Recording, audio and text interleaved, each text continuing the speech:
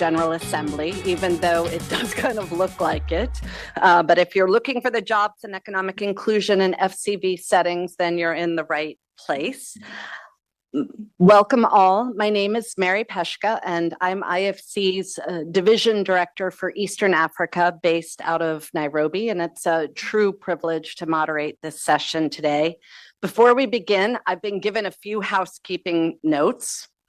The session is being broadcast simultaneously to a global virtual audience, so please speak clearly into the microphones. We'll have time for questions from the floor. Microphones will circulate, and our online audience can also submit questions, which we're going to do our best to tackle before the session's over. Today, we're exploring a vital theme, the role of jobs and economic opportunities in supporting stability in fragile and conflict-affected settings. I spent a lot of my career focused exactly on this, how private investment can generate lasting opportunity in the world's most challenging environments. To set the stage, I just wanted to say a few words about why this is so personal to me, and some of us were talking about it before we began. Very early in my career, in fact, right out of university, I started working in fragile states right away in Haiti when President Aristide was restored to power. And then some years later, IFC hired me to work on Afghanistan, Iraq, West Bank, Gaza, Yemen, Lebanon. And there was a lot of skepticism at that time in both contexts. We constantly face the question, is private sector engagement really a priority right now? Can we actually focus on job creation when the base conditions are so tough? Well, after 2 decades plus at IFC, I do think we have a more definitive answer. And I do think there's greater belief that yes, job creation in these environments is possible and imperative if we bring a few things to the table: the right partners, the right design, and the patience to see it through. And the need has never been greater. Today, nearly 2 billion people live in fragile or conflict-affected settings. These are not marginal economies. They're home to the world's fastest-growing youth populations, vast resources, and dynamic local entrepreneurs. And still, the employment gap remains vast.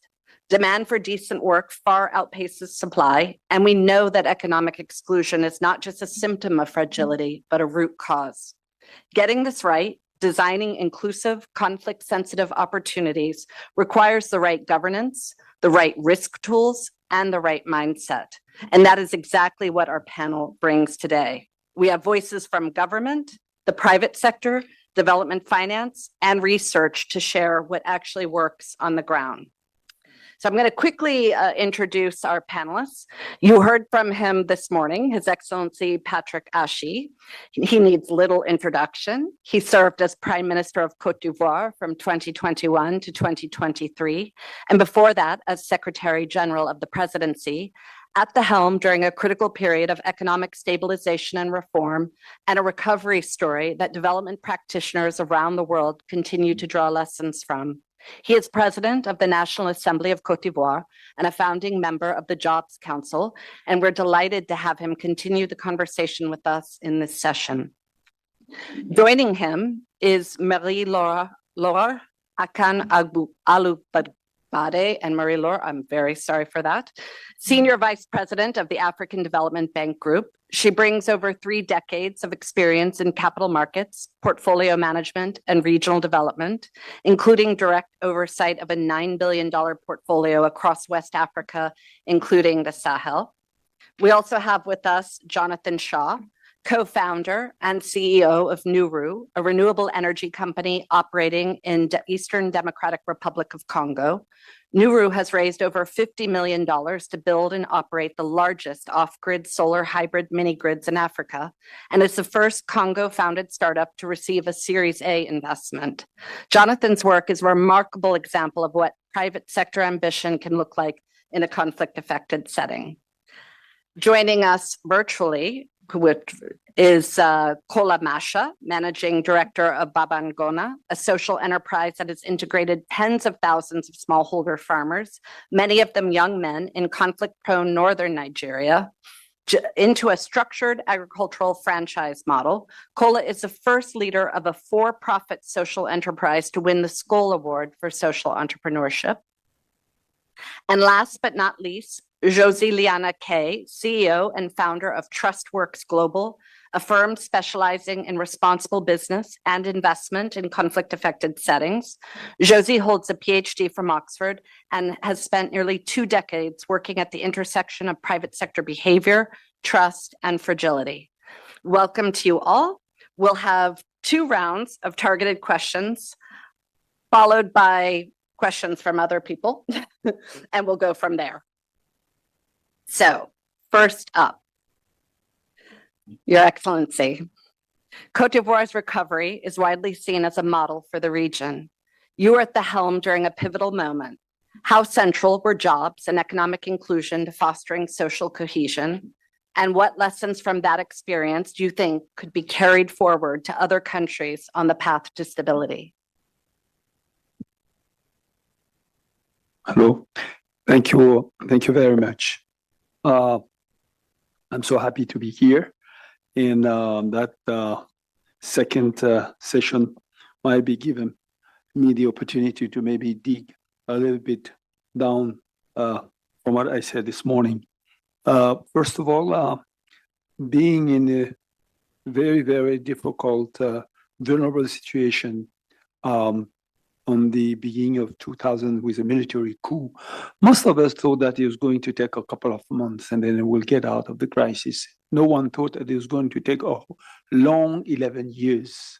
So as we started to realize that it was not really going to be very easy, then, we did everything we could to restore the strength of the institutions, to keep, peace and security all along until we got to election. Election was supposed to be taking place 5 years down the line. Unfortunately, it has to be moved all the way until, 10 years later. And then we had this election and thinking that right out of the election, things will go smooth. But then things, the person, being there didn't want to leave, even though he lost the election. We went into another very deep crisis, as I say, that really left 3,000 people, dead, and plunged the country in a situation that we couldn't imagine, we could get. So after things were restored and we took over, President Alassane Ouattara took over the country, we were left with a devastated country and not knowing really if 5-10 years down the line we will be able really to get off the situation we were. And then we started with infrastructure, because really well-being of people is what is the main concern. So we invested heavily in infrastructure, as I say, to really tackle the ambition and the will of the people to just have a decent life, meaning accessing all basic services. People want, food, people want health, people want shelter, people want school, and then, people just want to do, the basic, in the rural area roads. And that's what we did, All the resources were invested in infrastructure. And at the same time, we realized that getting back the private sector was essential, because most of the people from the private sector left the country and we were, by our own, living only with the few resources that we can get, with no development financial institution helping the country, since we were indebted in default with the World Bank, the IMF, the French Development Agency, the African Development Bank. So we had to go through the reform, the structural reform that was needed to access these resources on these different institutions. This is what we did primarily. Strengthen security and peace, mobilize resources through the development financial institution to invest heavily in infrastructure, not only to give decent life to people, but also to attract again the private sector. And that's what we did. The private sector came in and we're looking for growth. We were able to achieve 7% growth, as I said, during a 15 years period. But we realized that growth was not the issue. Job was the issue. So, really, there's no purpose having growth without jobs. And then, we started to be very concentrated on jobs, since the youth was the core cause for the crisis. There were so many youth out there who could not get a job after they were trained, they had skills that anyone who want to just, get the country upside down won't have to make any effort because people were there, mad at the government, not understanding what everything was going bad. And then whatever you will say, as long as they don't have a decent job, they feel like you're not doing anything. So this crisis just showed us that at the end of the day, you can build anything you want, you can grow the way you want. If you cannot insert this youth who represent 70% of the population is age under 35. If you not get them in a regular life where they can really have, as I say, decent life, then you're in trouble. So really, we've attracted the private sector and being in the agriculture sector, in the agro-processing sector, in the manufacturing sector, in the tourism sector, in the construction sector, that were the main priority sectors, we get, to talk with them and to tell them, look, the main concern is you investing, but investing to create jobs. And I think down the line, that enabled us to create more than 3 million jobs. And as people were able to live better, the youth could really get jobs, things really get smoother, calm, and thanks to God, everything is going fine today. But then, as I say, on the borders of the country, the neighboring country are on the threat of, as you know, what's going on the Sahel. We mean the Islamic threat, and then now driving the lesson from what we've, went through during the first 10 years. We really concentrated on the bottom line with the financial institution to finance activities, to create jobs all along the border, to invest in basic infrastructure so the people who are in the border feel safe, feel comfortable, and don't want anyone to disturb the environment. Any foreigner who will get in, they are your first security. When your own people in your country cannot be your security before you even go to the police or the military, it means that you're in trouble. See, and as long as you take care of them, they have a decent life, they will let no one get into your country. They will tell you if they see anything around. So at the end of the day, job is the issue, and the job for the youth and the women is the issue. Thank you for your attention. Thank you for that. Josie, I hope you can hear me. You just heard about the importance of job creation. So I'd like to bring you in and ask you, in your experience, when does job creation build trust and social cohesion? And when have you seen it do the opposite and actually deepen grievances? Yeah, thank you so much for the question. And first of all, I would like to sincerely thank the organizers for inviting me. It's really a pleasure to have the opportunity to be with you. I'm only sorry I could not join you in person today. So job creation is absolutely critical in FCV context, and I think we can really all agree on that. It goes without a question that any actor that cares about development, that cares about human suffering, should be and must be committed to encouraging and sustaining the creation of jobs in these contexts for all the reasons that we know and that we've just heard about. But there are two key reflections that emerge from our decades of experience working on this topic. So the first is that while it can be tempting to focus on the number of jobs created when thinking about how to foster stability, a more important factor is how those jobs are distributed. If the distribution of jobs favors or is perceived to favor certain groups over others, and if these dynamics tend to overlap with pre-existing conflict fault lines, it's highly likely that the distribution of these jobs will contribute to violence and instability. This is why it's so important for job creation endeavors to be underpinned by a conflict sensitivity analysis. We would really love to see more DFIs using metrics that measure both the number of jobs created and how they're distributed across conflict fault lines. The second is that it's vital to recognize that these jobs are tied to specific activities. They don't occur in a vacuum. This could be large-scale agriculture, the extraction of minerals and metals, the building of infrastructure projects, dual-use technology programs, the manufacturing and distribution of pharmaceutical products, etc. And there is decades of evidence on the role of companies in these contexts and the way in which such activities interact with the actors and the factors driving the conflict, which indicates that business activities left to their own devices will inevitably cause, contribute, or be linked in some way to conflict, because these business activities do not take place in a vacuum. The examples of the ways in which business activities can exacerbate conflict dynamics are extremely well documented.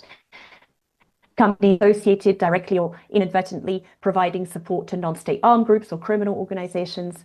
Companies may be implicated in land grabbing through the expansion of operations or supply chains in land previously occupied by local populations that have been displaced. Human resources or supply chain practices can exacerbate ethnic, religious, and other social tensions, and the payment of extortion or illegal taxes, duties, or bribes can fuel or finance conflict. And we've seen many legal cases of companies being brought to justice for this exact issue of late. And this is why it's so vital for conflict sensitivity efforts to go well beyond job creation, to take into account the operation, supply, and value chains of the companies those jobs are associated with, because they do not take place in a vacuum. And it's imperative to recognize that the positive effects of creating jobs does not offset the negative impacts of the business activities they are linked to. And we've seen these dynamics play out irrespective of the region we're working in, from Lebanon to Mexico to Papua New Guinea and Ethiopia. And irrespective of the sector or industry, job creation will only lead to positive outcomes for the context and the conflict when it's underpinned by a comprehensive approach to conflict sensitivity applied to the entire value chain of the company in question. I'll stop there. Thanks, Josie. I'm going to stay online and go to Kola. And Kola, as Josie said, business activities don't take place in a vacuum, and there is a risk of deepening grievances if design isn't intentional. So could you share with us a bit about Babangona? I know Babangona has brought tens of thousands of young people in conflict-prone northern Nigeria into a structured agricultural franchise. How do you think about the relationship between economic inclusion and conflict prevention? Is it a deliberate design choice in your model, or was it a byproduct? Well, thank you so much, Mary. So we believe in a fundamental truth that a fire needs oxygen, and in Africa, that oxygen is often idle young people. So look what that means. In Nigeria, in 20 years, from 1990 to 2010, 20 million young people entered a job market with no room for them. And that fuel helped to light not one, not two, but three insurgencies. Now, 400 million more young Africans are on their way into that same oversaturated workforce. People often call this a ticking time bomb. I fundamentally believe, my friends, that that bomb has already gone off, and we are unfortunately living in the blast wave. But here's what we learned. A job alone does not buy peace. So over a decade and a half ago, when we started down this journey, before we lent a single dollar to a smallholder farmer, we spent 2 years designing for a different outcome. We did not set out to just create jobs. We set out to create owners, entrepreneurs with a real stake in society. Picture Saminu, a smallholder farmer in remote northern Nigeria. He left his village because his parents farmed their whole lives, and in his words, had babu, nothing. He ended up on a borrowed motorcycle with tires that were more patches than tires, one breakdown, one stolen bike away from desperation and from the anger that that desperation feeds. He'd watched his friends turn that same riding skill into getaway driving for insurgencies. We offered him another road: seeds, training, a guaranteed market, all on credit. 3 years later, Saminu owns a shop. He bought 2 goats for his dear mother to start a goat rearing business, and not one, but actually 2 motorcycles with vanity license plates, Babangona. Same young man, opposite ending. And Saminu is not a lucky exception. Over 15 years, we have done this for cumulatively 500,000 farmers, half of them young women and men, doubling their yields and their incomes against their peers. We did not hand out grants We lent $250 million at commercial rates, and they repaid that $250 million with a repayment rate of over 99%. When the Gates Foundation several years ago was looking for across the world for smallholder models that pay for themselves by being financially sustainable, they studied 40 and found exactly one, Babanguna. Your organization, the IFC, spent a year benchmarking every major smallholder agri-tech platform on the continent and called ours the Rolls-Royce of the category. So Mary, to answer your question, no, this was never a byproduct. It was by design. And we are now on a journey to put this model in the hands of thousands of organizations across Africa, so that together we can reach 50 million farmers by 2045. That is how we believe we can take that oxygen out of the fire, not really one farm at a time, but really across the whole continent at once.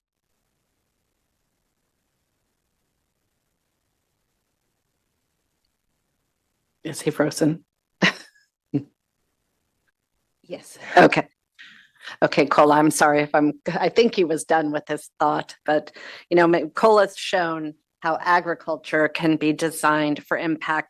Jonathan, your turn. You built Nuru in a challenging operating environment with decades of conflict and institutional fragility. Starting with the basics, tell us everything. How did Nuru come about? Why did you believe that a private energy company was the right vehicle for development impact in this context? Thanks very much. And thanks again for the invitation to join these conversations. It's been really stimulating and inspiring already. So my name's John. I was born and raised in Kenya, despite my accent and appearance, and ended up traveling to the US sort of for the first time for my university, and came back to Kenya to spend time with my family, and a Congolese family friend invited me to visit Eastern Congo with him and his kids who I'd grown up with. So this was 2003, and he was from the town of Beni in North Kivu province. So knowing truly nothing about the DRC, I flew in with his family and entered what later we learned was the worst conflict in the world since World War II. So between 5 and 7 million people died in the Congo Wars that ended in 2003. So I was in a town that had endured 6 years of some of the worst conflict in the world.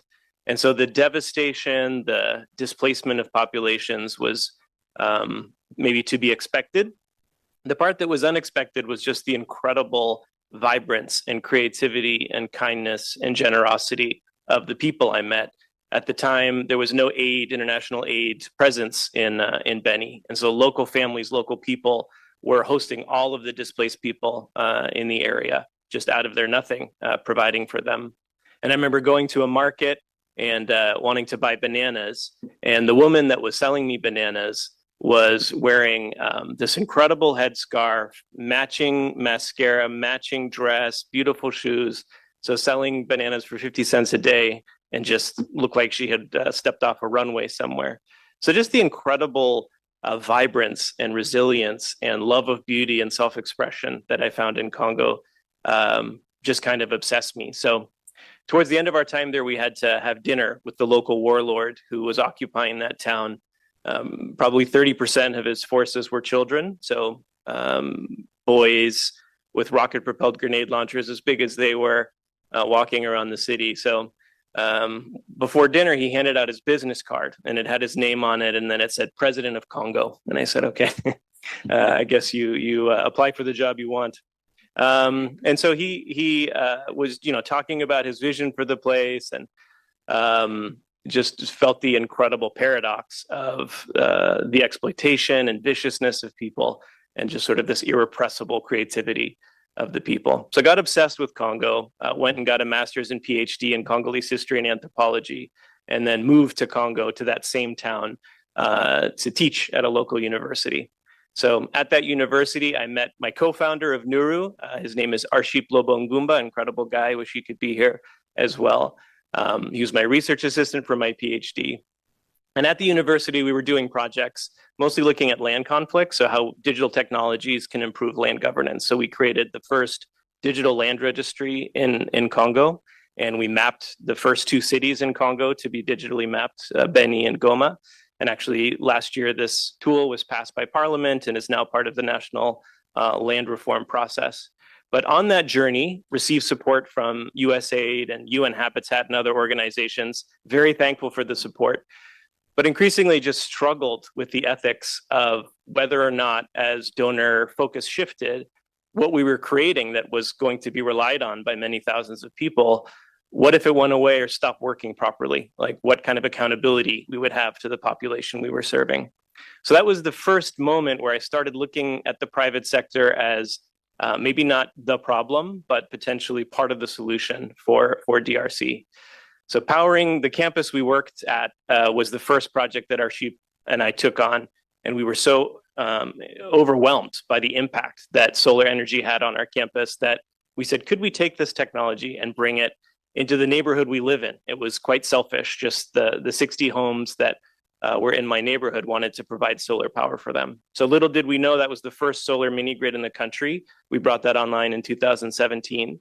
And again, just so impressed with the impact, we said we have to find a way to scale. So it's been an interesting journey of learning how to raise capital, learning how to run an energy company. But Nuru means light in Swahili. And in the end, I see us as a Congolese company that's doing energy development rather than an energy developer doing Congo per se. And I think that's been critical for us to navigate the storms of trying to operate in Eastern Congo. So we've now built and operate the largest solar hybrid mini grid in Africa, powering about 200,000 people's lives, including all of the water infrastructure, telecommunications infrastructure, grain milling in the western part of the city of Goma. And it's been an incredible adventure. Tremendously grateful for the support from the World Bank Group, IFC, the World Bank through subsidies for energy access, and we're insured by MIGA as well. So I guess to answer your question, two reasons that I believe in the private sector in places like Eastern Congo is one, accountability, and two, sustainability. In the end, Nuru exists not whether or not IFC likes it, but whether or not our clients believe that we provide value in their lives. And the day that we stop providing value to people and they stop paying their bills, we go out of business. So there's a purity in terms of the accountability we have to the people we serve. In the western part of Goma, we serve some of the poorest people in the world. And the neighborhood we started in was a refugee camp, and then it became an informal settlement, then it became a neighborhood.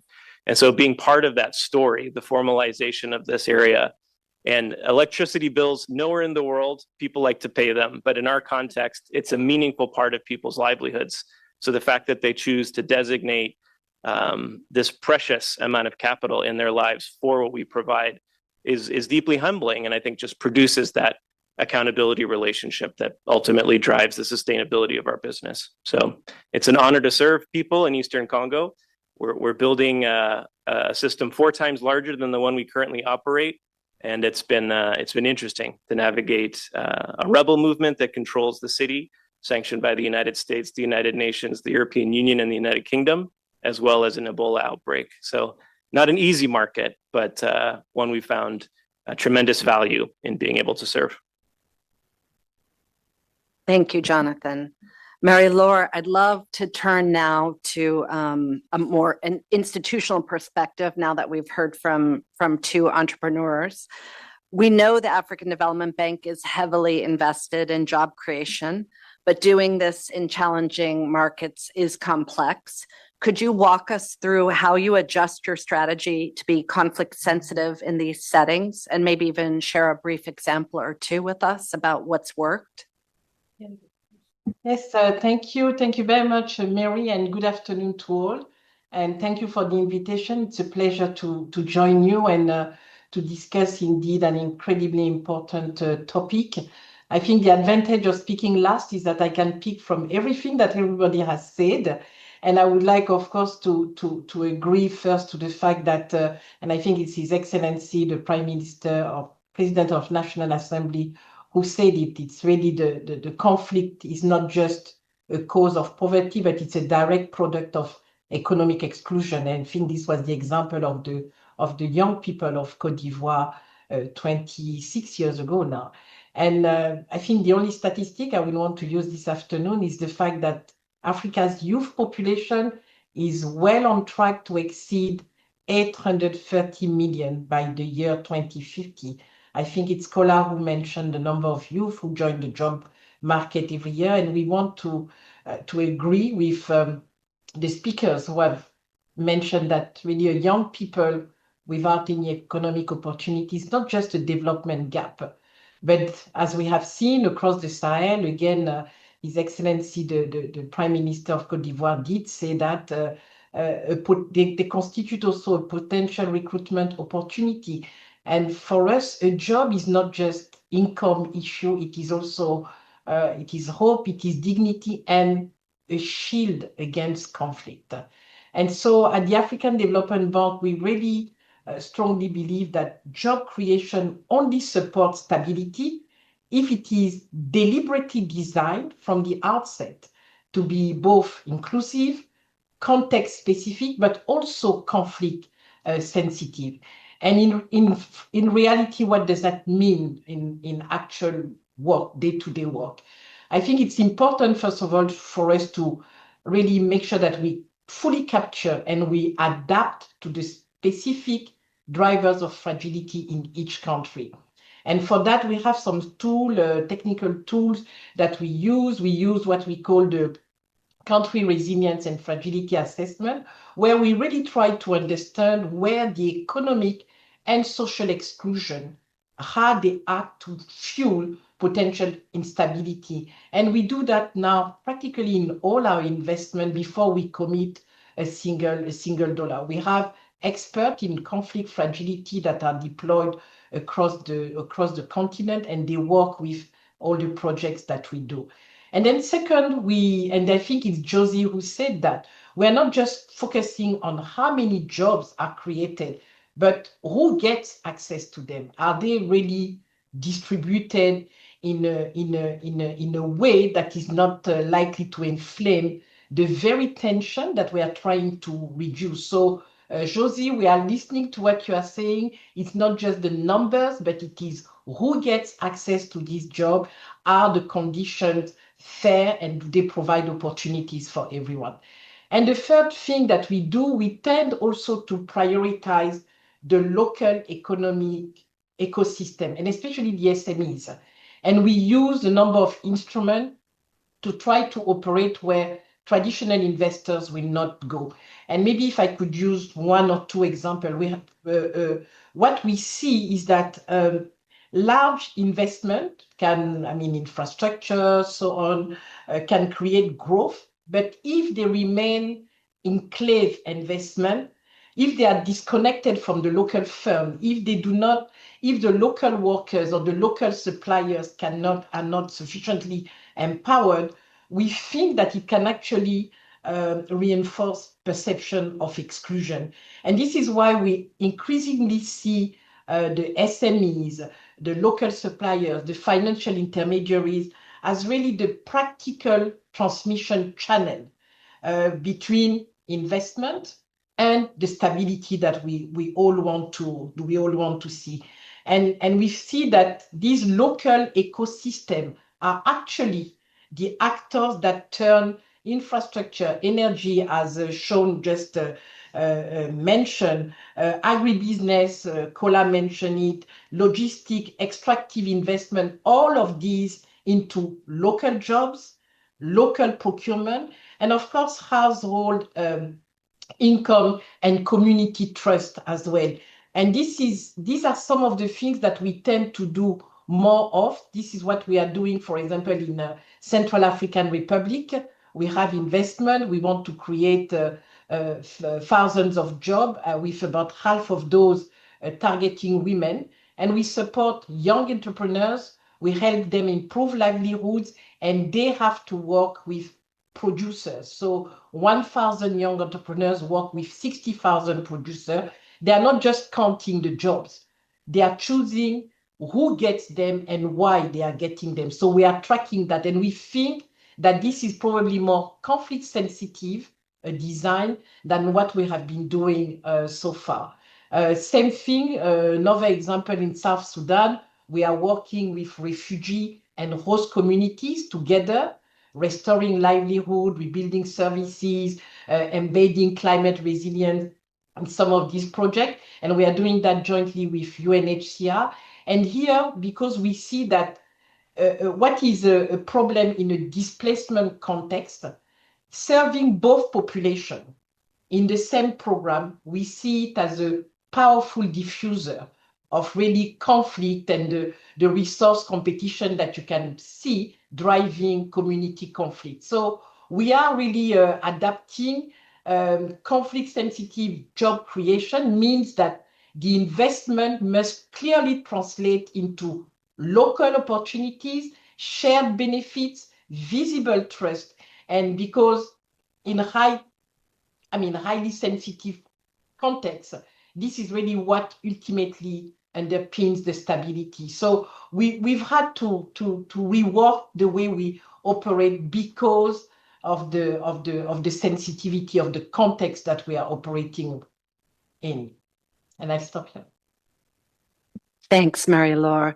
I'm going to go into the second round, but before I do that, if you're online and you have questions, please don't be shy about posting them. After this round, I'm going to open it up to the room and to online. So we've talked about applying conflict sensitivity analysis. We've talked about intentional design. Now I want to shift to execution, and I'm going to go first to you, Jonathan. Nuru obviously operates in a very challenging context, complex business environment, conflict setting. How do you manage the security and political risks on the ground? And how do you think about the relationship between your business operations and the conflict dynamics around you?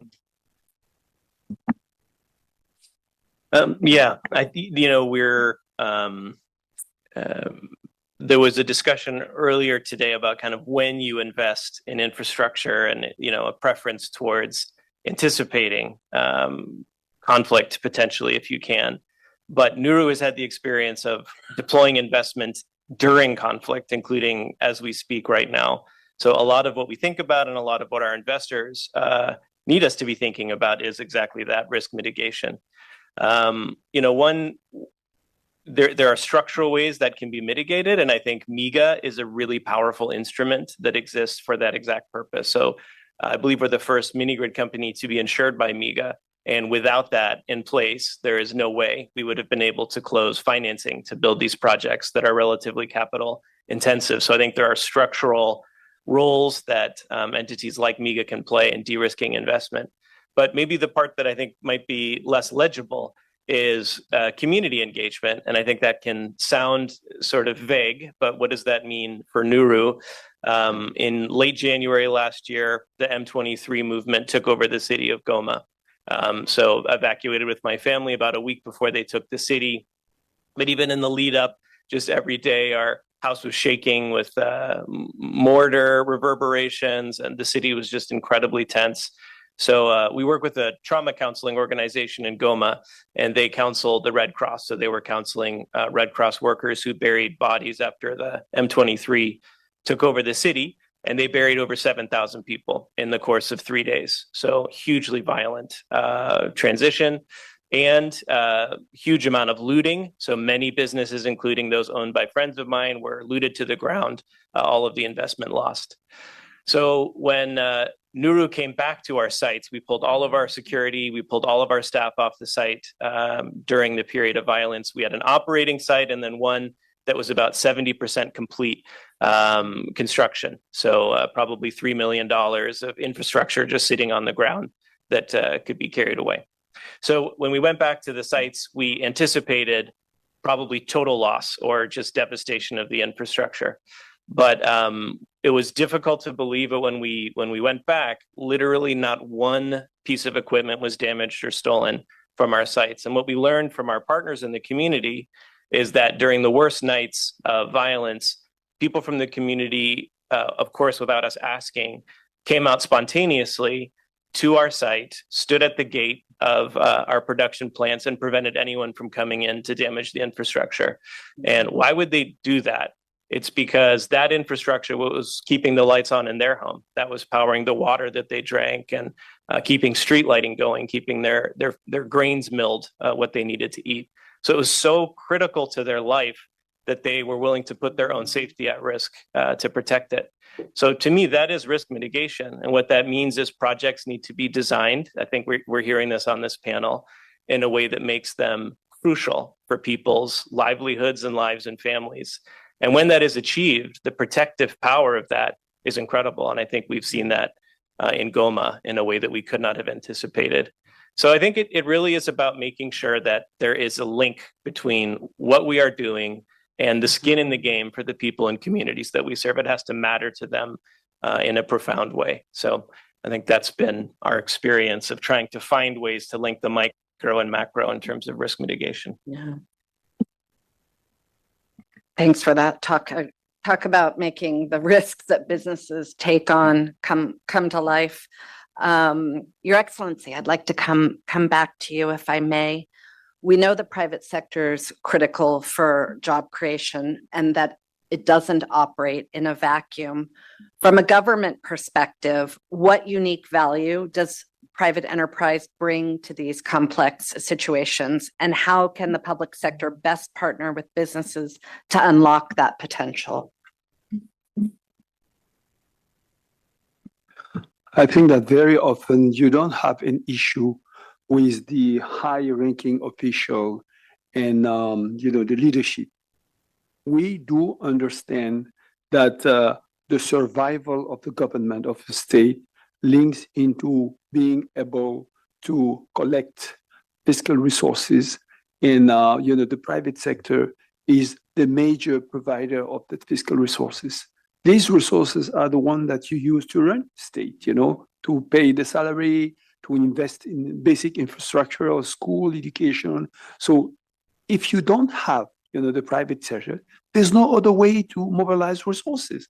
So I think that the understanding of the importance of the private sector, rely there first. Second, whatever amount of resources that you can collect, you cannot, as a state, transform this money into job. You're not an entrepreneur. You're not a job creator. Yet you have an issue because you have skill.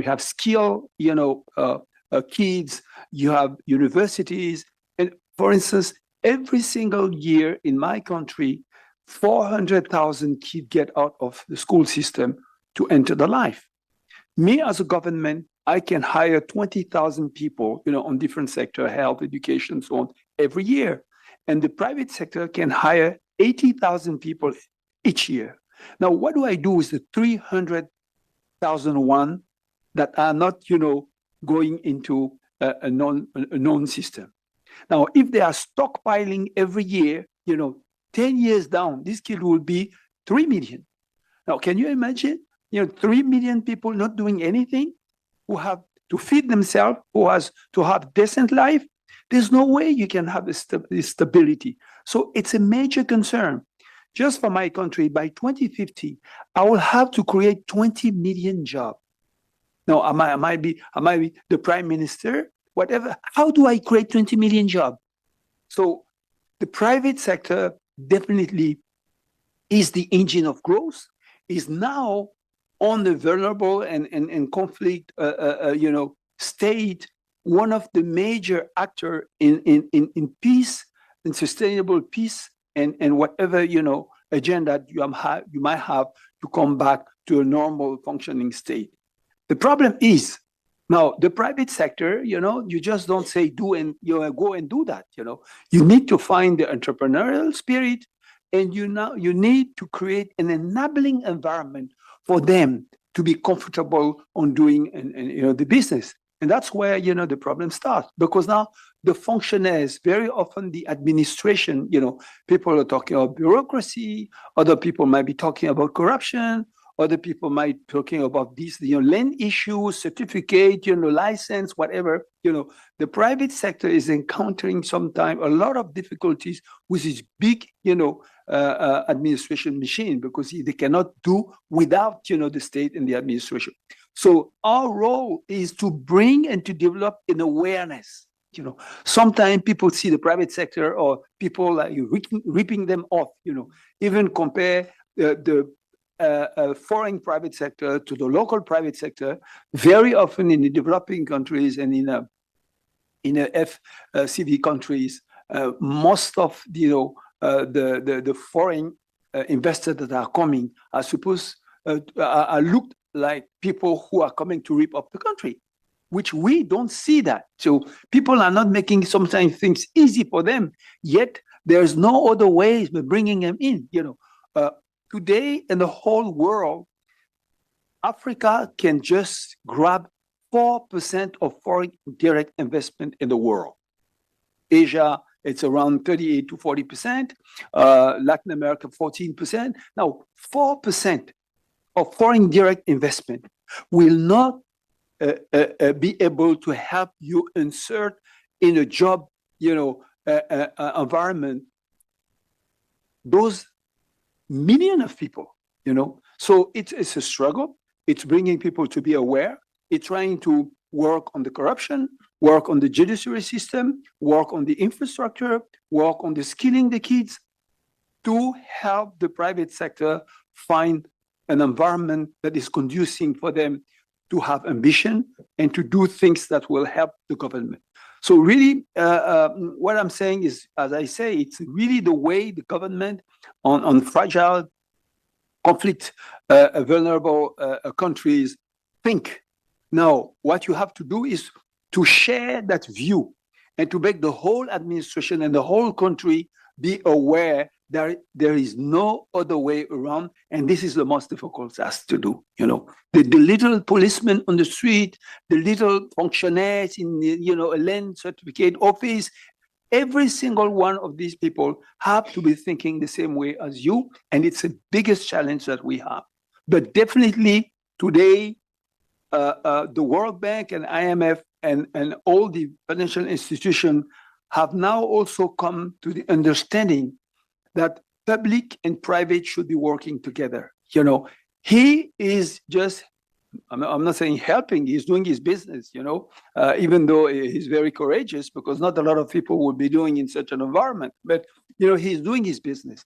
Normally, he should be sitting with the government or someone from the state, and we should be talking together to say, look, what are the difficulties that you have? Because now you're bringing electricity, you're creating jobs. So you're so important to me that I don't want your business to die. So he will come back to me and say, look, if you can do this, then I'll be able to hire more people. I'll be able to do more of that. So this is the kind of conversation that we should have. Even on some investment, the private sector can have the return on investment if he just put in so much money to have so much revenues. So sometimes you have a gap on the capex, on the investment, that the state has to accompany him. He can put 80%, but maybe the state should be in charge of the road. They should be in the charge of bringing electricity, bringing, the water, or so on and so forth. If he finds himself in a situation where he has to do everything, that won't work. And that's why the move of the World Bank, bringing in IFC, bringing in the World Bank, bringing in MIGA around the same table to help move the agenda of developing the private sector is the right way forward. But that was not the case just 10 years before. You go and the World Bank will say, I don't want to see IFC. IFC is to see the private sector. Me, I'm just, concessional financing, I'm financing the public. Yet the project will not come out as long as you will not have blending finance, public and private. So I really want to acknowledge and congratulate the World Bank and Ajay for that really paradigm change in a way a project is seen, a project is implemented, and operation are done in the institution. Thank you.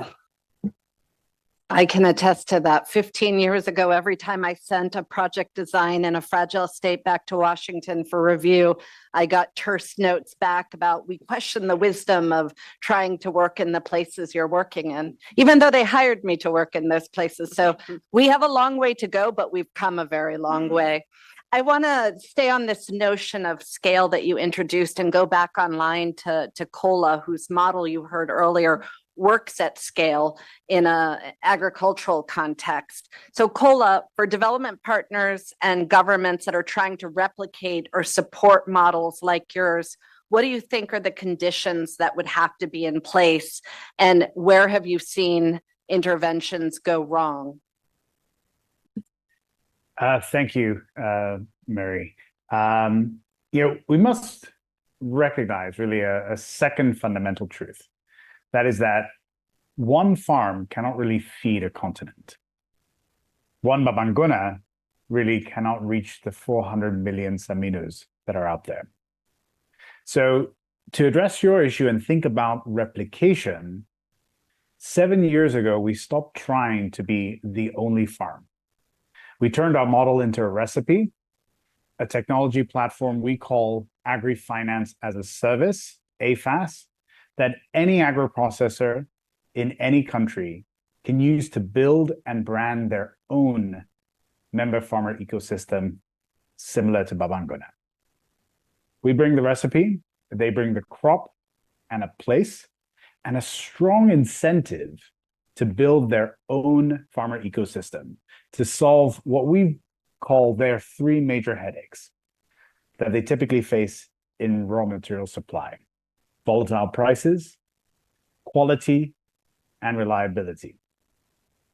The reality is, once they solve that, it positions them to really replicate the successful strategies of organizations like Nestle, Heinz, and Cargill did over 100 years ago to become the farmers' university, to become the farmers' bank, and to become the farmers' market. For us, this is not theory.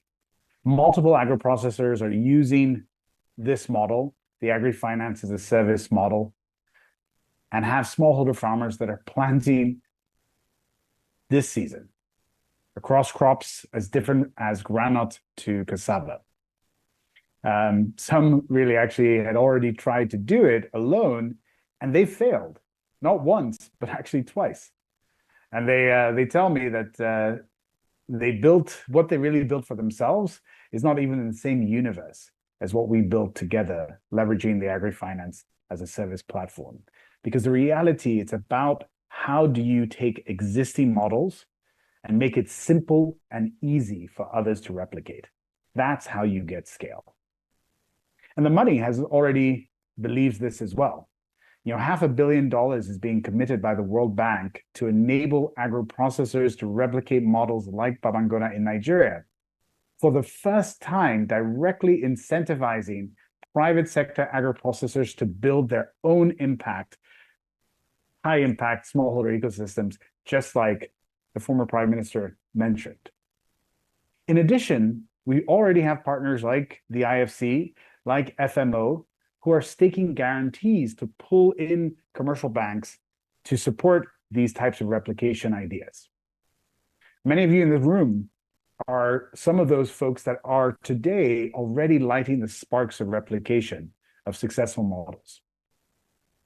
So here's really fast is the only question, right? If you serve fragile countries and you already know that there are models that can be replicated by partners in those countries, whether it's agro-processors or folks in the power sector, there are proven recipes.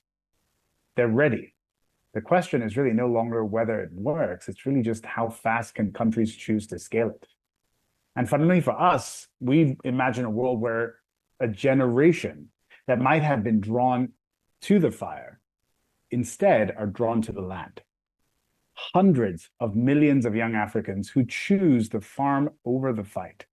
Fragile nations growing their own stability one simple harvest at a time. Not because we built it for them, but because they were handed a recipe and they were able to build it themselves. One agro-processor, one partner at a time. So for us, and that world is available to us right now. And fundamentally, if folks want it, they have existing models like the gentleman next to you, Nuru, or they can come to partners like us where we can hand them that recipe. Thank you, Mary. Thanks, Kola.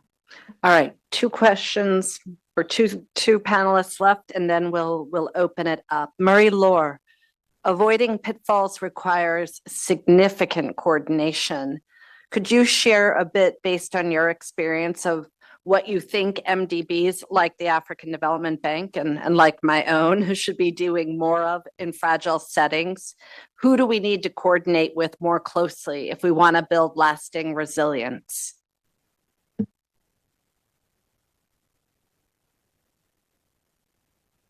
Uh-oh. Marie-Laure?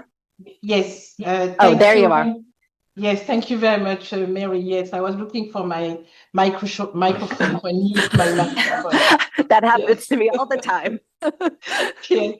Not. I think it's a very important point that you are raising, Mary. And of course, after hearing Jonathan and Kola, we have the blueprint to be replicated across the continent and many other fragile places. But I think if we really, really want to deliver impact at scale in fragile setting, we, the MDBs, we need to make probably one fundamental shift. I think we have to stop financing individual projects according to our mandate, and we need to really start building systems. And for us, I think we need 3-4 things to be able to do that. One, and you mentioned it, Mary, it is genuine coordination. We have a lot of fragmentation across the actors, across the timeline, across the instrument. And I believe strongly that this is probably one of the biggest barrier.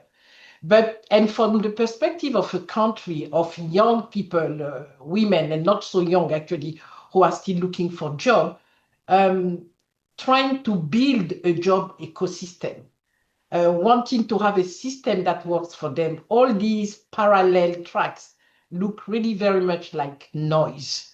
And for us in May this year, actually last week during our AGM, we put really our money where our mouth is, if I may speak like this. I know it's a bit familiar.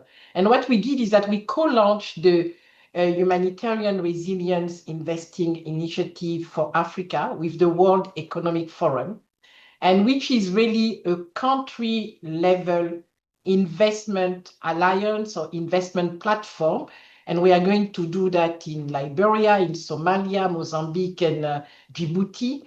And this really alliance is backed by more than 100 partners in the private sectors, and with an objective of about $10 billion mobilization by 2030.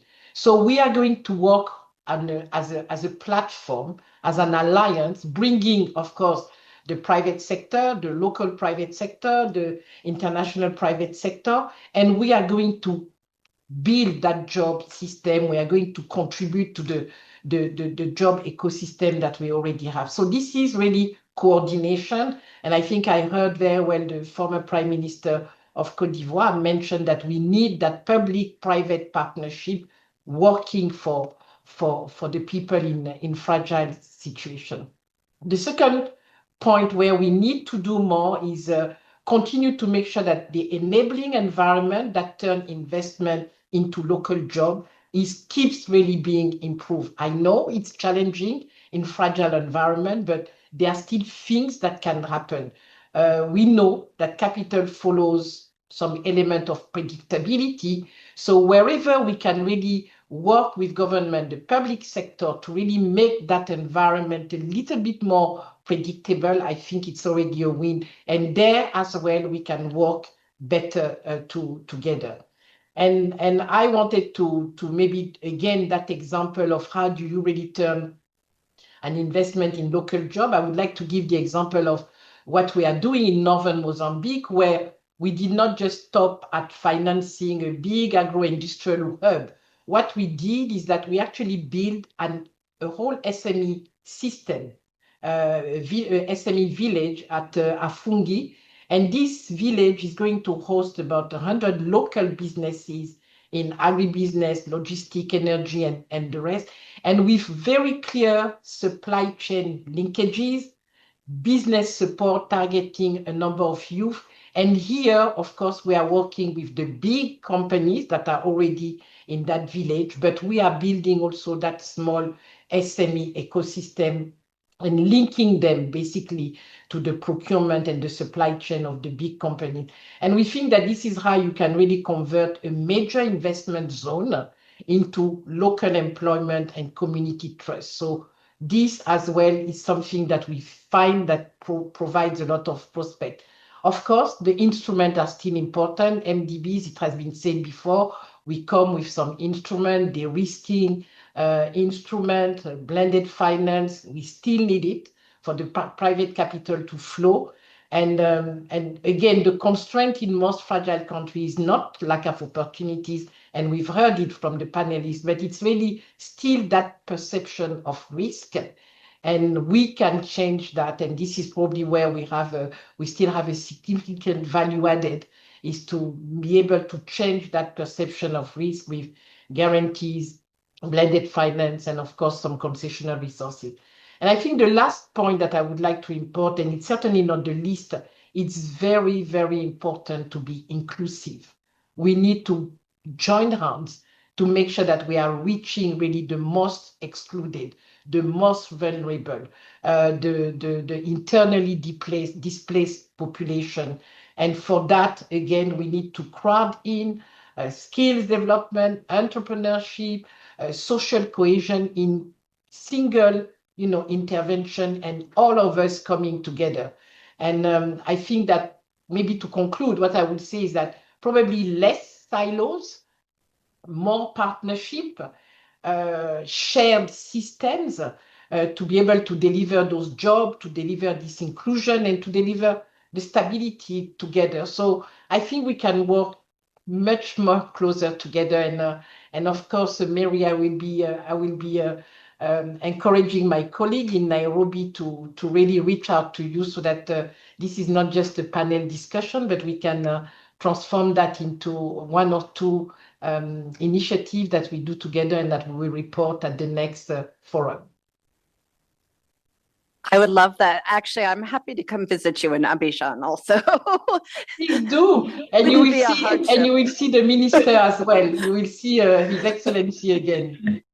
Perfect. Well, you set up Josie perfectly for the last question that I have. Or Josie, I wanted to give you the final word in this round to sort of bring everything together, because I know you have experience working on supply chains and MSMEs and in conflict-affected contexts.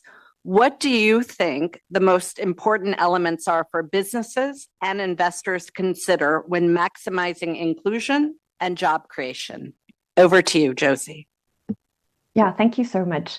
So at Trustworks, we work on this issue of responsible business in conflict-affected areas from multiple points. So we work with multinational corporations, we work with impact investors who are in turn working with SMEs, and also with private and institutional investors, and also with DFIs. And what I see, if I take a step back and kind of look at the whole ecosystem, I really think we're at a critical moment in this space. So for those like me that have been working on the conflict sensitivity debate for decades, I think some of us might be tired of hearing it. We've really been banging this drum for many, many years and not always seeing the progress that we need. And Marie-Laure's comments were really music to my ears. But unfortunately, not all DFIs and MDBs are as advanced on this agenda as the African Development Bank. So we don't see this yet being applied in a meaningful or consistent manner. And I therefore think that it's both encouraging but also groundbreaking that we see that what is being referred to both as conflict-specific due diligence or heightened human rights due diligence, which accounts for impacts on both people and the conflict, is actually being written into mandatory legislation for large multinational corporations for the very first time. So this means that the risks of investing in FCV contexts and the responsibility to mitigate them is actually becoming a matter of law, not just good practice, for the very first time. So if we take this step back that I'm talking about and we really take this ecosystem approach, I really see this moment in time as being a critical window of opportunity for this collaboration that everyone is talking about. So the current legislation, and I'm here specifically referring, but not exclusively, to the EU Corporate Sustainability Due Diligence Directive, it pertains to large multinational corporations. It includes mandatory due diligence, including a requirement for conflict-sensitive due diligence of both operations and supply chains. And who's in the supply chains of these multinational corporations? Many of the SMEs that DFIs are either investing in or wish to invest in. At the same time, private and institutional investors, as part of their fiduciary duties, are following very closely the evolving regulatory landscape and the legal cases that are associated with it. They are increasingly mindful of their legal and financial exposure to corporate harms in FCV contexts, and they're looking for ways of how they can use their leverage to foster better practices in line with such legislation, including through requesting companies to ensure that their business operations and their supply chain are in conformity with this legislation. And I know this is the case because I've participated personally in over 200 investor-led engagement meetings on this exact topic. So I also note that these are the same private, in many cases, the same private and institutional investors that DFI is looking to work with through this lens of blended finance. So this mandatory legislation, legally speaking, of course, doesn't apply to DFIs. The most important framework for DFIs remains, in most cases, the IFC performance standards. That said, the minimum standards on conflict-specific due diligence, which are articulated in law, complement perfectly the IFC performance standards by addressing some of the critical blind spots. And we know this because at TrustWorks, we've developed a methodology which combines ENS assessments aligned with the IFC performance standards with the conflict-specific due diligence standards elaborated in the sustainability regulation, which is coming into force. So this enables DFIs to not deploy multiple teams, but to deploy one team to do this work in a comprehensive way.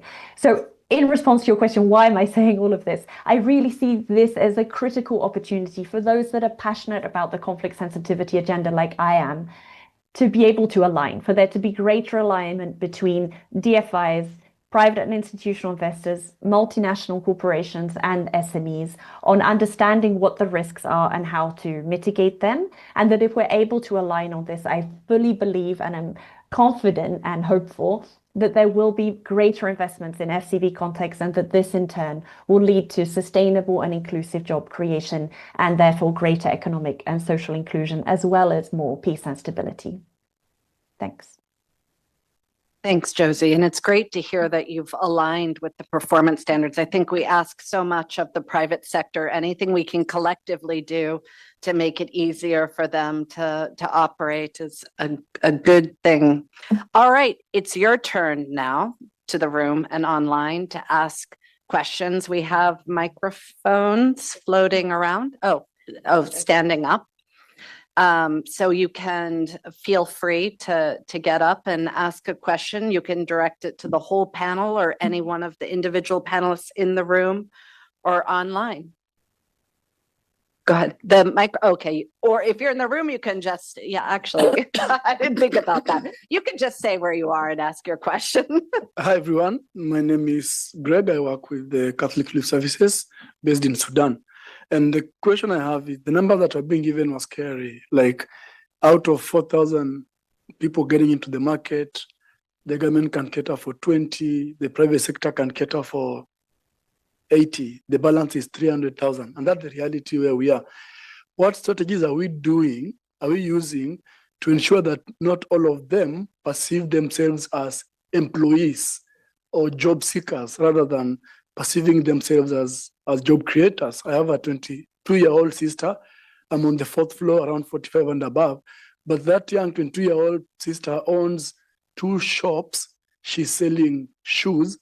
And I ask myself, why don't we all think in those lines? Thank you. Should I take a couple questions? Go ahead. All right. Thank you, Director Mary. I appreciate it. My question is primarily around the Prime Minister's statement earlier about making a case for infrastructure. But I believe job alone won't be absorbing this youth wave that's coming. In retrospect to that, the more lasting path may be enabling self-sufficiencies, cottage industry, what Jonathan is doing, or what is the plan for those nations to move forward? How are you trying to bring in the new workforce that's capable not only by filling the jobs, but being Jonathan? What's the role of that? And my apologies for introduction myself. I'm Hamid. I represent EHAR International, and I work as Senior Vice President of Village Gourmet for North America. So these are my questions. Okay, thank you. My name is Boni, and I work for the Peace Fund, African Union Peace Fund. And our work is on peace, but at the same time, we do investment across the continent and across the globe. What we know is that Africa is dragging a little portion of foreign direct investment due to the fact that what we see in the news is that Africa is a total mess when it comes to investment. So what is the World Bank and the big financial institutions like World Bank, the FDB are doing when it comes to sensitizing the private sector to come and invest in Africa? Because the investment that you are getting from the foreign direct investment is 4%, as stated by the former Prime Minister. But what is the World Bank, the IFC are doing when it comes to promoting investment in Africa, apart from the internal investment? What can the banking do so that other institutions, other private sector from different countries see Africa in a different way than what we are perceiving? We need to know what is the World Bank doing about that. Thank you. I submit. Do we take those first three? No one directed really their questions to anyone, so I think it can be a bit of a free for all, but I think someone will have something, each of you will have something to say on the questions. I don't know who wants to kick off. Hi, Mary, I'm happy to jump in. Go ahead, and then I'll come to you, Your Excellency. Great. So I think fundamentally, the point that you made around the gap between supply of economic opportunities and demand is a massive challenge. And fundamentally, if you look at, I think Clay Christensen in his last book, Prosperity Paradox, highlighted really fundamentally to solve this problem, we have to focus on what he refers to as market creating opportunities. So you have to target industries where there is a fundamental gap between what the market demands and what it's getting today. And oftentimes, many of those market creating opportunities are hampered due to the fact that those sectors have exceptionally low levels of productivity. So agriculture is a perfect example of this. The reality is a typical farmer in most parts of Africa is getting yields that are 20-25% of the equivalent farmer in other markets like Thailand. And one of the core gaps between why that yield gap is because those farmers are inherently undercapitalized. They have tremendously limited access to the financing they need to buy the quantity and quality of inputs to get that high inputs, high productivity. And this can best be represented by the fact that you look at a market like Nigeria, the total lending in the commercial banking space is 15%, 15% of GDP. You go to a market like Thailand that has 3-4 times the productivity of Nigeria, the total lending by the commercial sector there is 150% of GDP, 150. So if we're able to focus on solving that access to finance piece, we unlock productivity, we unlock those market creating opportunities. I believe we have a very strong position to fill that gap. Thank you, Kola. Your Excellency, would you like to go? And then I'll come back to Marie-Laure and the rest of you. Thank you so much. I think that as we move, down the line, we realize that, there are issues about FCV state where you need, small and medium-sized enterprise here and there in cities or the rural area with sizable project to, change the picture. But then when you start to talk about a whole country, we're talking about Nigeria, we're talking about someone else. If you really want to change the map on the agriculture or the food, business in Nigeria, then you're not talking about, one or two or duplicating, here and there. You're talking about a real state strategic agricultural policy that takes in account land access, that take in account financing, that take in account mechanization, that take in account so many things, involved.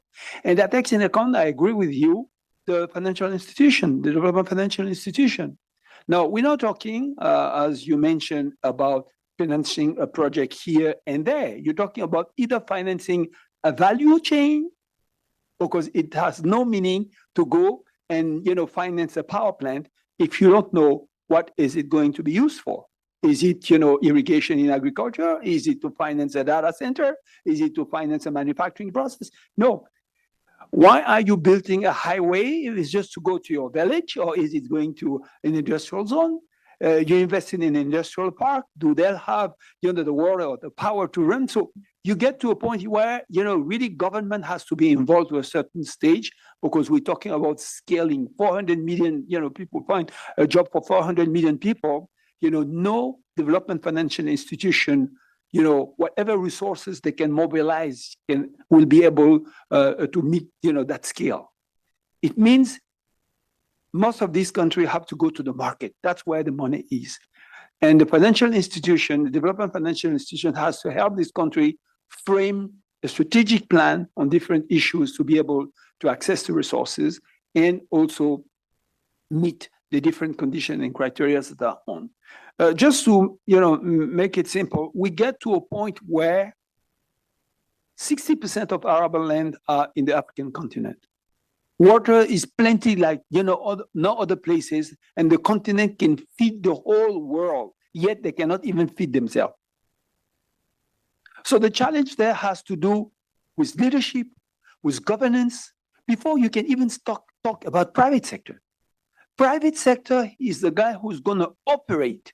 But before he starts to operate, you need to have behind a whole strategy. The private sector cannot by itself here and there in each country solve a problem to the dimension that we're talking about. That's why this new approach of the World Bank of having government, the development financial institution, and the private sector sit around the table, all the three of them, to be talking about an issue and everyone having something to do about it. The private sector can go and sit with the financial institution. You guys will talk. It will bring you nowhere. Maybe you'll find out one or two, local offices, and then you'll stop there. That will not change the narrative. That will not change the picture that we're talking about. 400 million people that you have to put in companies, and 4% of the world finance direct investment that comes in the continent. Look at how it doesn't match. To have that match, there's a lot of work to do on productivity, on power, on so many things that need all the stakeholders to be sitting around the table and really dig in a situation that if nothing is done, then we're not talking about a couple of countries, a couple of dozen of countries getting to a fragile, situation, but the whole continent, at least to talk about Africa that I know. I'm not even talking about AI coming all over the place that no one knows where it's going to bring the world. We know the world is living, and it's going quite fast. The new one coming in, no one can tell you, 10 down the line, where we will be doing, all of us around the table here. Maybe we won't even have a job ourselves. We're talking about finding a job for others, but I don't know about us. Thank you. Marie-Laure, do you want to come in? That we got a question directed at you and me for sure. Yes, Mary, I think a very interesting question. Of course, the one about availability of the job and the fact that obviously We need to do more into entrepreneurship. Not everyone will be an employee, a civil servant, or even an employee somewhere. We need to be able to give the people the opportunities to create those businesses, to become entrepreneurs. And we are looking at the whole value chain of what it takes to come up with a project and to be able to get mentoring, to be able to prepare it, make it bankable, be able to finance it, have access to market. And we have in Liberia, for example, we are working on a youth entrepreneurship investment bank, which will really accompany the young people throughout the whole value chain and the life cycle of how do you come up with an idea and how do you actually bring it into reality and to be able to become hopefully a money making enterprises. So we are looking at that, and we hope to touch about 30,000 young businesses. And this is really not a job program. It is really, for us, we see it as a stability investment. I think there was a question also about how do you, I think the gentleman from the Peace Fund had a question, and I would like to maybe frame it slightly differently. I think the question was, how do we attract more foreign direct investment? What needs to happen, and what are institutions like African Development Bank, World Bank doing for that?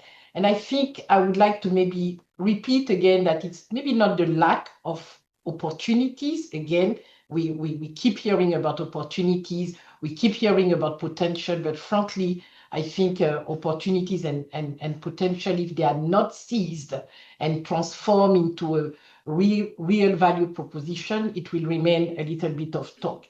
And what we see is that there is, again, and the gentleman mentioned it, a perception and management of the risk that has to be brought to the fore. And here, MDBs, I said it earlier on, we de-risk. I think this is probably our structural function.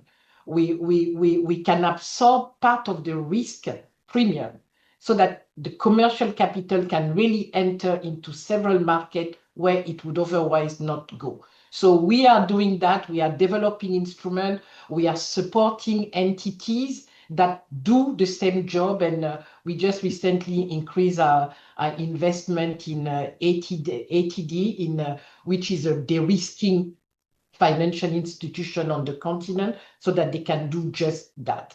I think second, we've said it again, we can work better to improve the environment. Private investment will not scale without predictable policy and regulatory conditions. I think His Excellency, the President of the National Assembly, has said it. We need to continue to get the businesses, the private sector, the public sector, the DFIs, the bilateral agencies, even the CSOs, the civil society organization, to come together and to work on these less visible architecture condition that we need for markets to function. And of course, we need to work with government also, who need help to build a pipeline of bankable projects. You need some projects that are well structured so that capital can come in for this type of projects. Once they are in the country, we hope that they will look at other opportunities and develop themselves their own pipeline once they've received that first mover's advantage in some cases. And the last point I wanted to make is the fact that really attracting private capital for us is not about asking investors to take more risk, at least not at the beginning in the settings that we are talking about. What we are saying is that it's really about working collectively to better structure, to share, and to reduce that risk. And that way we really demonstrate that with the right instrument, even in fragile setting, they can become viable investment destination. So we have a lot to do. MDBs, we are set up to do just that, and we want to roll out and do more. I'll stop here. Thanks, Marie-Laure. We only have about 2 minutes left, and I'm conscious that, Jonathan, you And Josie might have something to say. Buni, I'm happy to talk to you offline about the World Bank Group because we're also working on that perception issue with our GEMS database and showing that Africa is not nearly as risky as what the tabloids say. And then, like the African Development Bank, we're de-risking, we're more intentionally leveraging the different parts of the bank group, policy, capacity building, but also putting our money where our mouth is. Jonathan? Anything? Yeah, just I think really quickly on this perception and to your exact point. So, I think why invest, why take the risk to invest in markets like Eastern Congo during a war, during Ebola? Just the impact part of it, I think, is obvious. But the reality is that since the rebels took Goma, every quarter, we have had record demand and record revenues on our site every single quarter, even as we speak. So it's not just that the infrastructure should exist for people to live. It is performing. It is working commercially. Second, what should we do? Please, let's invest in infrastructure. I'm not just saying this because I'm at the World Bank HQ, but M300 is a brilliant idea. How will entrepreneurs build businesses without electricity? What miracle will that be? So giving people access to energy is the critical ingredient behind unlocking human potential on the continent. And until that happens, I don't know what miracle we're waiting for. We have to provide energy access to get there. So for me, entrepreneurship is the job creation engine, and energy access is the accelerant. It's what makes that possible. Thank you. And Josie, any final words? Yeah, maybe just to say we have a slightly different view in the sense that we've benchmarked and engaged with 75 multinational corporations, some of the largest in the world. And our assessment shows that each one of them is present in anything between 10 and 75 FCV contexts. That means that they either already have operations or supply chains in these contexts. So I think there are also huge opportunities to be working with the multinationals who are already operating in, sourcing from, or distributing in these contexts to help them scale up, because most of them are looking to scale up, to help them scaling up by addressing the conflict risks, and that there will be these opportunities that Marie-Laure was talking about to better connect them with the SMEs through supply chains and value chains. So I think there's already a lot of opportunity to build on what exists already, as well as trying to encourage more investments in these contexts. Thank you. And for the one question we got online, we got a few more. I was harassing everyone to ask questions, and now we don't have any more time, but the team promises that we're going to follow up with you, those of you that posted questions. So with that, let me ditch the closing remarks and just say a big thank you on behalf of the World Bank Group to all our panelists. And thank all of you in the room and online for your participation.